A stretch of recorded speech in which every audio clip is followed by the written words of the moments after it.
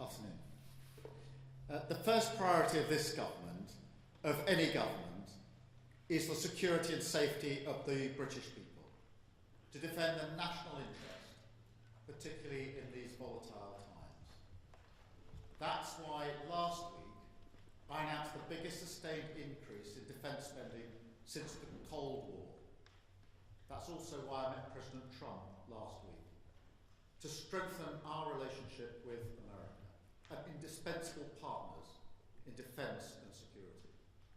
And it's why this weekend I've been hosting European leaders here in London to work together for the security of the United Kingdom, Ukraine, and Europe as a whole. Through my discussions over recent days, we've agreed that the UK, France, and others will work with Ukraine on a plan to stop the fighting. Then we'll discuss that plan with the United States and take it forward together. The purpose of today's meeting was to unite our partners around this effort, to strengthen Ukraine and to support a just and enduring peace for the good of all of us.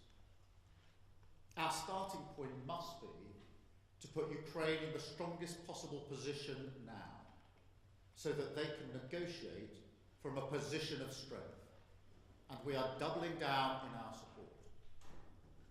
Yesterday evening, the UK signed a £2.2 billion loan to provide more military aid to Ukraine, backed not by the British taxpayer, but by the profits from frozen Russian assets. And today I'm announcing a new deal, which allows Ukraine to use £1.6 billion of UK export finance to buy more than 5,000 air defence missiles, which will be made in Belfast, creating jobs in our brilliant defence sector. This will be vital for protecting critical infrastructure now and strengthen Ukraine in securing the peace when it comes. Because we have to learn from the mistakes of the past. We cannot accept a weak deal like Minsk, which Russia can breach with ease. Instead, any deal must be backed by strength. Every nation must contribute to that in the best way that it can, bringing different capabilities and support to the table, but all taking responsibility to act, all stepping up their own share of the burden. So we agreed some important steps today. First, we will keep the military aid flowing and keep increasing the economic pressure on Russia to strengthen Ukraine now. Second, we agreed that any lasting peace must ensure Ukraine's sovereignty and security, and Ukraine must be at the table. Third, in the event of a peace deal, we will keep boosting Ukraine's own defensive capabilities to deter any future invasion. Fourth, we will go further to develop a coalition of the willing to defend a deal in Ukraine and to guarantee peace. Not every nation will feel able to contribute, but that can't mean that we sit back. Instead, those willing will intensify planning now with real urgency. The UK is prepared to back this, with boots on the ground and planes in the air. Together with others, Europe must do the heavy lifting. But to support peace in our continent and to succeed, this effort must have strong US backing. We're working with the US on this point after my meeting with President Trump last week. And let me be clear, we agree with the President on the urgent need for a durable peace. Now, we need to deliver together. Finally, we agreed that leaders will meet again very soon to keep the pace behind these actions and to keep working towards this shared plan. We are at a crossroads in history today. This is not a moment for more talk. It's time to act, time to step up and lead, and to unite around a new plan for a just and enduring peace. Thank you.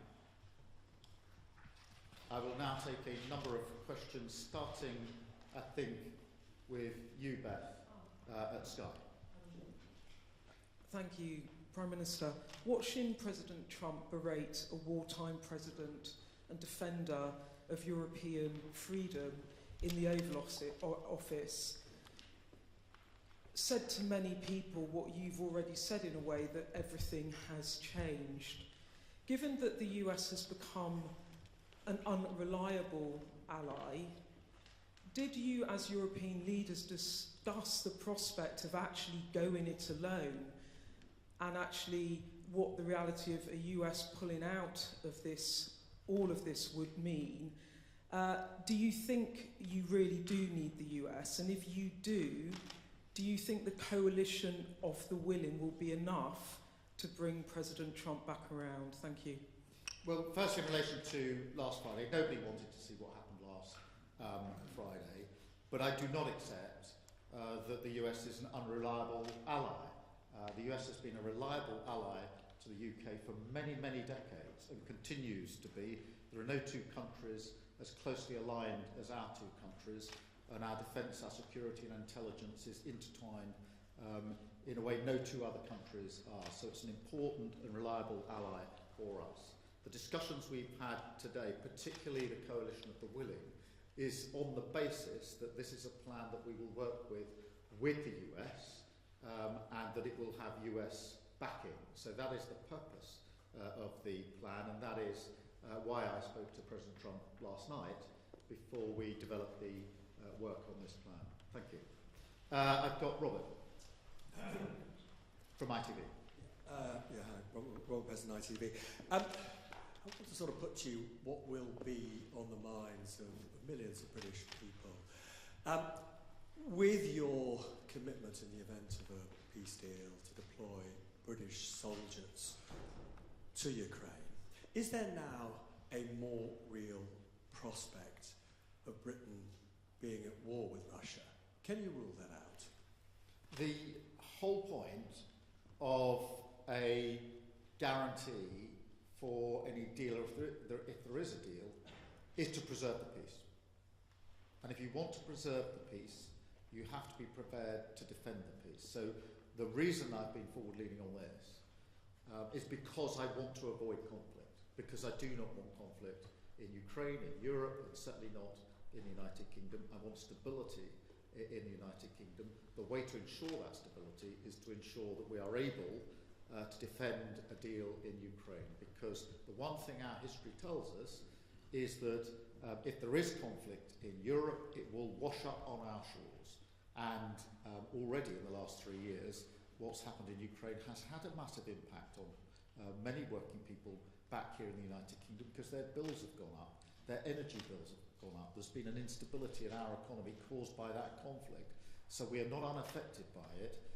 And of course, our own security and defence depends on the defence and security of Europe. So every step I am taking is in order to preserve peace, to avoid conflict, because the safety and security of the British people is my number one duty and responsibility, and I take it very seriously. Thank you. Chris at the BBC. Thank you, Prime Minister. Chris Mason, BBC News. After what happened the other night between Presidents Trump and Zelensky, do you feel a greater personal responsibility alongside President Macron and others for delivering a workable peace? And on the coalition of the willing, as you've described it today, are you persuading more people to join it?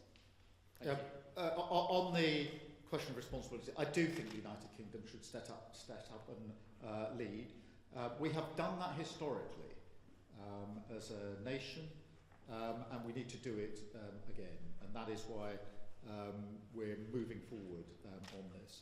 On the coalition of the willing, yes, a number of countries have indicated today that they want to be part of the plan that we are developing. I'll leave them to make their own statements about exactly how they want to make that contribution. But we've been able to move that forward. I accept without criticism and with respect the position of other countries that may not feel that they want to contribute in that way. But I strongly feel that unless some move forward, we will stay in the position we're in and not be able to move forward. And therefore, it is a deliberate plan to ensure that we get some momentum and pace here. And it is intended to preserve the peace, and it's intended to ensure that we stay in lockstep with the United States, which is my strongly held belief the best way to preserve security and defence in Europe and security and defence in the United Kingdom. Well, a number indicated today that they wanted to be part of the more forward-looking element. I will, rather than speak for them in terms of exactly how they'll make that known and what their contribution will be, I'll leave that to them. But I'm pleased that a number did indicate that they do think that this is a plan worth backing and that they want to play a part in it. And so we've made real progress today in the course of the last few hours. Thank you. Alex. Thank you, Prime Minister. Alex Wickham from Bloomberg. Sorry. On your coalition of the willing, do you think it can be bolstered by countries that aren't just in Europe? Essentially, we've got Canada represented here today. Do you think you could get countries beyond Europe to join the coalition of the willing, essentially make it almost a transatlantic partnership?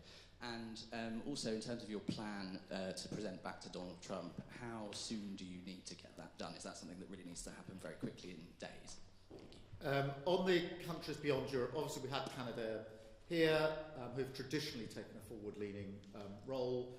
They've been working very hard with us on issues like trading, and they've been a reliable ally. And I'm encouraging of that because they are already deeply vested in Ukraine. As I say, they've worked on the training, amongst other things. Yes, on the question of the US, look, I spoke to President Trump last night. I'm not going to go through the details of that conversation, but I would not be taking this step down this road if I didn't think that it was something that would yield a positive outcome in terms of ensuring that we move together, Ukraine, Europe, the UK and US, together towards a lasting peace. And so that's the way I've approached this in the last few days. Hugo, from the iNews. Thank you, Prime Minister. Hugo Jai from the iPaper.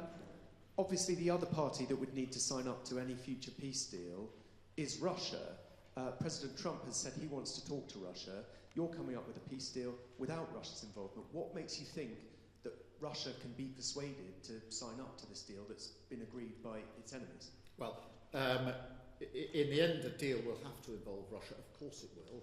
But we can't approach this on the basis that Russia dictates the terms of any security guarantee before we've even got to a deal. Otherwise, we won't make any progress at all.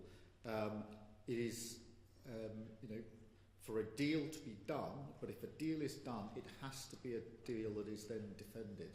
Because what we've seen in the past is a cessation of the hostilities without any backup, and that was readily breached by Russia. And that is precisely the situation that I think we need to avoid this time around, which is why we're going down this road. Antonello, please, from La Repubblica. Thank you. It's Antonello from La Repubblica. The Italian Prime Minister, Giorgia Meloni, who you had a bilateral meeting earlier today, said that the West must not split on Ukraine.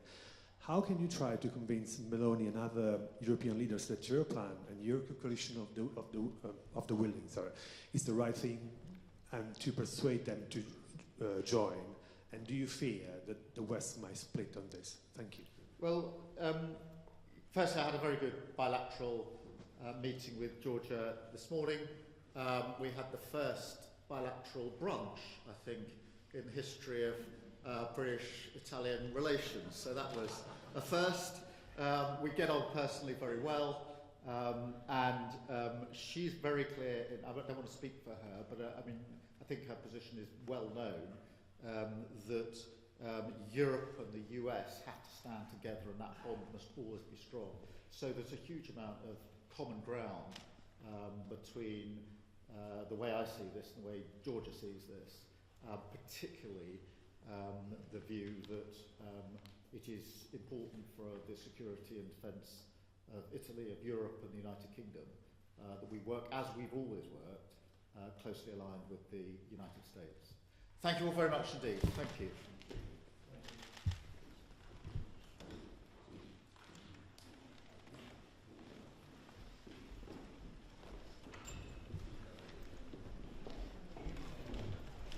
Thank you.